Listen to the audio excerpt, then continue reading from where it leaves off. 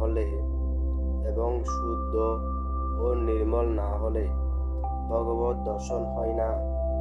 পুকুরে জল স্থির ও স্বচ্ছ না হলে তাতে প্রতিবিম্ব পড়ে না বা অস্পষ্ট দেখায়। আরশিতে ময়লা পড়ে থাকলে মুখ দেখা যায় না বা ঝাপসা দেখায়। সেজন্যে অভ্যাস ও বৈরাগ্য একমাত্র উপায় বা সাধন। অভ্যাসের গুণে যা কঠিন ও দুর্লভ বোধ হয় তাও সহজ হয়ে যায়। যা নিয়ত অভ্যাস করবে তাই স্বভাব হয়ে দাঁড়াবে। আর বৈরাগ্য চাই সমস্তই অনিত্য ও অসার, ভগবানই একমাত্র সার ও নিত্য।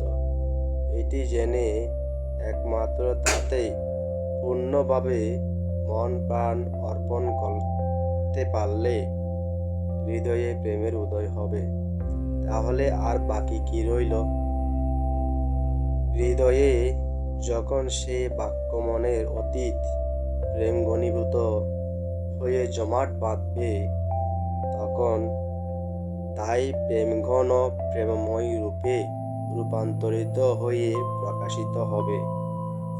এখানেই আজকের আলোচনা শেষ করলাম। হরি ওম, হরি ওম, হরি ওম।